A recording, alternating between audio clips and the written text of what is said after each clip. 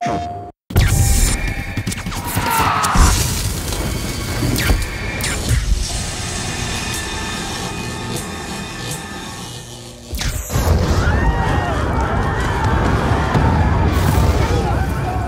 game opens with this really awful, devastating explosion. It knocks down 6 square blocks of Empire City. Hurts and kills, thousands of people. But somehow you survive. You have these crazy electrical powers.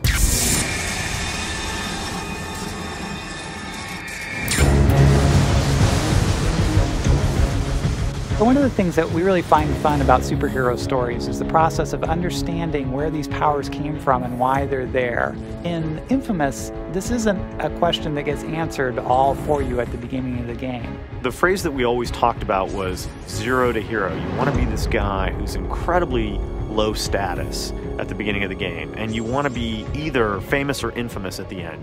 You become this superhuman person. Do you use that for good or for evil? The sorts of decisions you make like that, minute to minute, affect how the whole city reacts to you.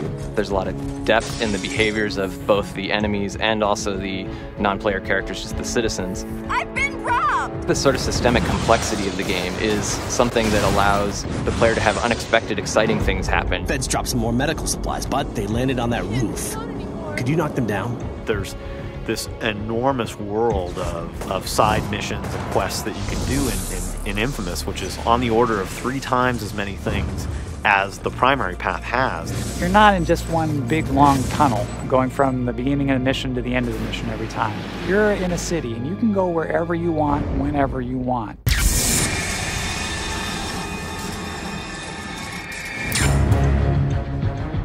The cutscenes really were an attempt to tell stories that feel genuine in a graphic novel sense. They don't feel like we're exploiting the genre, they feel more like we're part of that genre.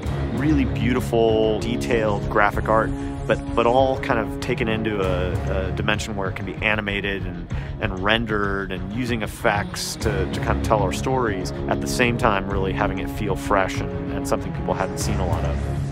At first, it's just the standard disaster film where you happen to have superpowers. And as you get more into it, you understand that everything is not as it seems, and that the people you know aren't necessarily who you think they are. It's like peeling an onion. You figure out one thing, you think you understand it, and then you find out that, well, you kind of understood it, but there's something deeper going on. We've hidden all kinds of little narrative hiccups, which I'm sure people are never going to see. The casual player is never going to understand the depth of everything going on in Empire City. However, if you're a really dedicated player, if you're somebody that really wants to know every last bit of what's happening, it's there for you. You just have to decide that you want to explore this huge 3-dimensional sculpture that is Empire City. And you can just go right down the rabbit hole.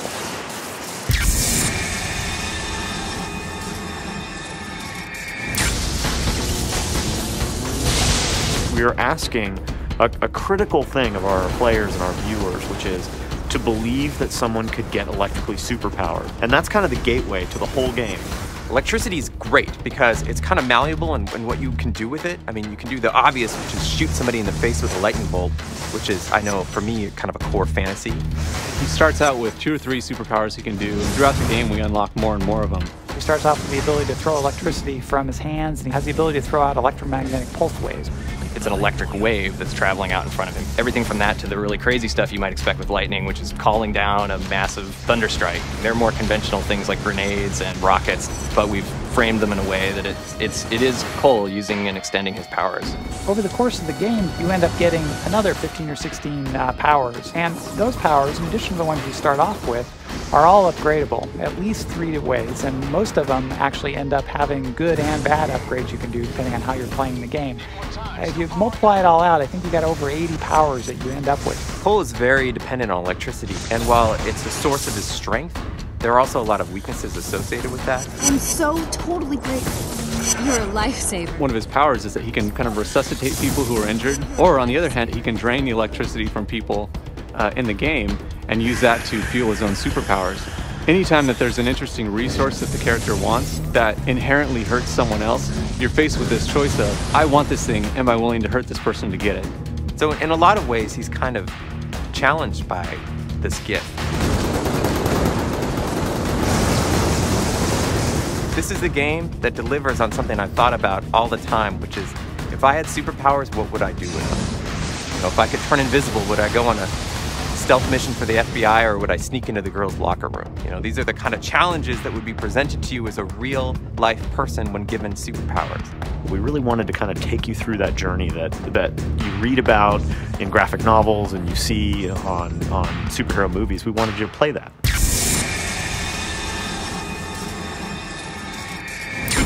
It's remarkable. These guys have created between 20 and 30 minutes of animated movies in a remarkably short period of time. Clearly there's voiceover talent that's contributing to this, and there's music and scoring that's going to happen after it. But the principal production of that at Sucker Punch has been 4 guys really almost by themselves for, you know, a little over a year, and it's been a remarkable achievement for those guys.